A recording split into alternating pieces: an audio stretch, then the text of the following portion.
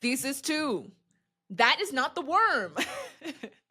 Concretizing your vision. Okay, your vision, your business vision, your revolutionary visions are most powerful when they are developed in light of your personal vision. What do you want in this world? What is your Alaskan bullworm? I hope this isn't too niche.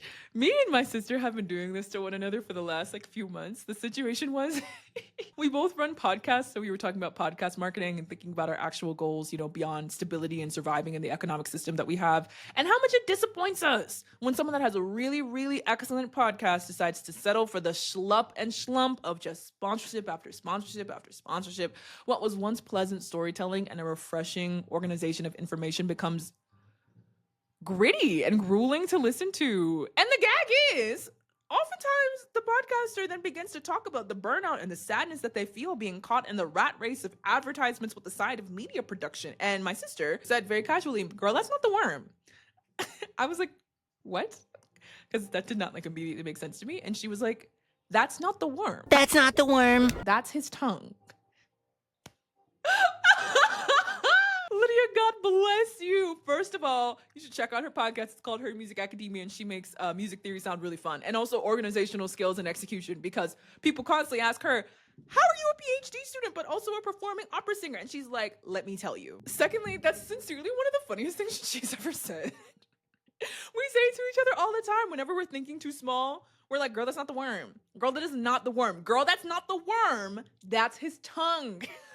In case you have no idea what I'm talking about, there's a show called SpongeBob that many American children watched in their youth and adolescence. There's an episode where the town of undersea creatures that SpongeBob lives in has to best a monster called the Alaskan bullworm. When this thing shows up, Sandy, who is a squirrel from Texas who lives underwater, and she thusly thinks that she's bigger and larger than life, she's certain she can conquer it. She's like, "Give me the worm right now. I'll fight the worm right now with my bare hands. The worm and the worm's mama. I got it. I'll smack every bitch in here." She fights that thing. She's wrangling this word down with her hands. She ties it in a nice, neat knot. She's like, whole time, SpongeBob is behind a rock being like, "Hey, yo, lemon, move." Whole time, SpongeBob is behind the rock cowering, being like, "Hey, yo, hey, that's not the worm." Sandy's like, "What? That's not the what? Hey, yo, that's not the worm. That's his tongue." That's not the worm. Pardon? That's not the worm. That's his tongue.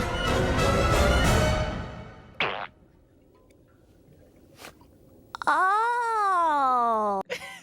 And she realizes she's standing in the mouth of a giant beast. Consequently, Sandy is scared as shit. No one's taking on an Alaskan bullworm on by themselves. It's just not possible. It's the Alaskan bullworm. Run for your life! So, what is your vision? What is your Alaskan bullworm? I know y'all are tired of me. Your vision will scare you. Not can, not should. It will. It will scare you, okay? The thing that you actually want in this life, you got to figure it out. It might take a little excavating. Might take a little shoulder shimmy roll meditation. Get all that tension out. Okay, you will figure it out simultaneously. Once you do actually figure it out, you will be scared out of your reasonable, sane mind. You will never out-journal, out-plan, out-maneuver the fear. Your Alaskan bullworm will scare the shit out of you. It should scare you. It's the Alaskan bullworm. You have to make all these itty little bitty steps towards your vision afraid. You will never out-maneuver the fear of something that is properly worth it, okay? It will always have risk. It will always be scary. So whenever you are setting goals, this is my coming back to my quarter to review, and honestly quarter one as well, because I really got caught up in the day-to-day of what I wanted to do and the executions of what I wanted to do, but I forgot my overall vision and my overall goals in life, which are for my material circumstances to draw me closer to divine power, which requires radical love, which always requires radical amounts of risk. Like I said in my most recent video essay, my spiritual circumstances are the thing that actually run my life, and I've been, pretty closed-mouthed about that fact and how much my desire for divine intimacy dictates my day-to-day and my life circumstances. And so that when I sat down to record the first iteration of Blueprints, I left out my spiritual orientations entirely. My Alaskan bullworm is intimacy with my benevolent divine, however much it costs. And there are particular vehicles of obedience that I am tasked with because of that desire, such as speaking, being visible, leadership. None of these things are really desires I set out to want. I wanted to be an anonymous servant, okay? I wanted to be anonymous in my fields of excellence, poetry, being a doctor, just like you want tens. Maybe you affect people, but like that doesn't necessarily follow you into your regular day to day. I did not leap out of bed as a teenager and go, do you know what I want to do? Public speaking at my house of worship. Hard no. Every time that particular calling was placed upon me, it was horrifying. I was and am scared out of my mind. Every time. I was scared out of my mind of saying or doing the wrong thing, of the visibility as a whole, of not being able to go backwards. It was so scary, in fact, that I completely avoided any sort of public speaking or stage, or especially reading my poetry throughout college and through grad school. In fact, the twice that I did it in undergrad, I won. Like I won the competition. I won the room. It reinforced this idea that I know this is something that I'm uniquely good at, that makes me particularly powerful. And so I ran in the opposite direction. I know what happens to people when I conduct energy in a room like that, especially when I engage with my poetry on stage. So I just completely avoided it. That dissolution, the fracturing, hiding, it broke me in graduate school. That was a long pause. I'm not going to edit it down. It broke me. So much so that I began drinking and other death-making habits in my life, such that I wouldn't have to contend with how much I was avoiding my Alaskan bullworm. I write about this in Small Prophecies, how the grief and like just pretending it didn't exist like drove me to want to die.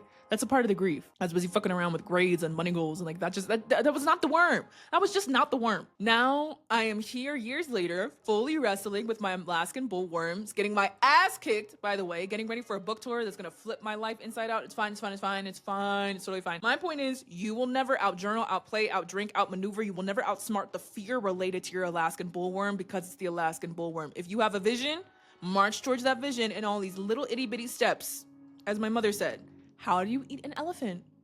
One bite at a time. What an Africanism. I can't wait to hit my kids with that. They're gonna be like, Mom. Setting goals. These were the failures of quarter one and quarter two. Quarter one was a failure because I got caught with the worm's tongue. You know, I was trying to figure out the 12-week years, trying to figure out my cadence with blueprints, and I did take it very businessly. I forgot that I have personal callings in my life that supersede the things that I want materially. That's why the book, The 12-Week Year, focuses its first third of its runtime talking about finding and focusing on the greater vision for your life. Business outcomes are business outcomes, but your spirit is your spirit, right? The metaphysical is the divine is the divine, and that's not really replicable, regardless of whether you believe in any sort of higher powers. That's not necessarily what I'm talking about, but the metaphysical ideas of dreaming that you pull down and concretize in real life, that's just what humans do. Humans are thought-based creatures. We dream it, we envision it, and then we do it.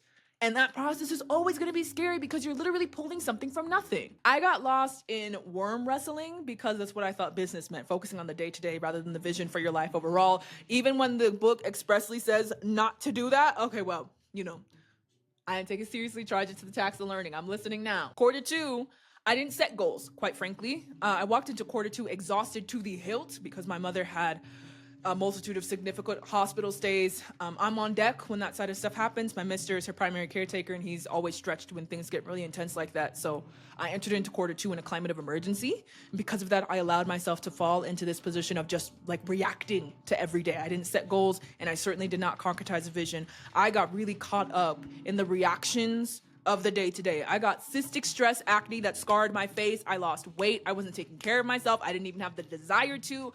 I woke up every morning and I thought about what my mom needed. I woke up every morning out my sleep and I was like, get up, make your mother tea with distilled water, drive her to the hospital, come back, get her breakfast, drive her to the hospital, come back, respond to emails, text, Bryce Harvest needs work, go to the hospital. Like, how do you come to center when you are reactive like that? My entire life was revolving around the care of somebody else for a straight month. I didn't set goals. I wasn't thinking about my goals.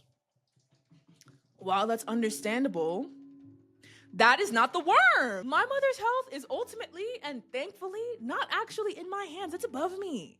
I found a need to increase my discipline in self-centering and self-aligning so that I can operate from a place of sovereignty over my day rather than a place of panicked reactions. Reactionary living is never the worm, even if your primary job is caretaking. That includes the news, by the way. Living in a reactionary way to the news, not the worm. You're at the center of your life. I am at the center of my life. I wake up in this body, not my mom's body, okay? Not the soil's body that's growing the rice harvest, me, my body. I wake up in this body and I have my work cut out for me specifically. Every time I move myself and my well-being, which is directly synonymous with intimacy with my benevolent divine, every time I move myself out of my center of orbit of life, I suffer. Everyone around me is better when I am centered. I am the center of my orbit. I never really understood the phrase, you think the world revolves around you? I mean, the world, right? This ubiquitous, globalized nonsense. I don't really concern myself with the homogenous world myth. My world absolutely revolves around me. What else would be at the center of my world? What are we talking about? That was not the worm. I got caught in the day-to-day of this reactionary space of being like, what do I have to do today? What do I got to do today? It wasn't sustainable. I'm not at the center of my orbit, and it crumbled my goals for Q2. And so none of the projects that I was working on really like got out. I mean, I did put out 2 books, so let me say not nothing, but Q2 could have been a lot more fruitful than it was. I lost the entirety of April as a work month, and productivity wise, that's reconcilable, right? Internally, I lost my discipline to work on myself.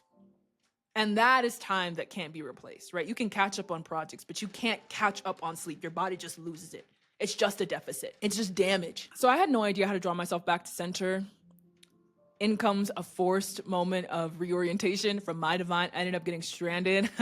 Not stranded as in I didn't have a place to stay, but stranded as in the airline lost my bag in France on my way to the US from Sierra Leone, and now I'm stuck here until I find it. Stranded in France. The French?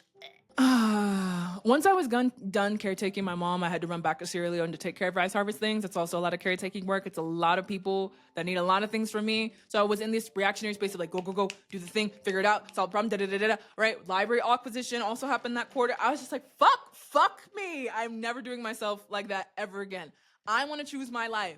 I cannot be in a state of being bludgeoned by my to-do list. No. And I found myself in France for a week with all of my work trapped in a bag I didn't have. I had no choice but to just like sit down and sleep and reorient. Here's where we're getting into this bit about productive tension, right? From the 12-week year. Productive tension is the uncomfortable feeling that you get when you know you are not doing something that you know you need to do. Let me go pray.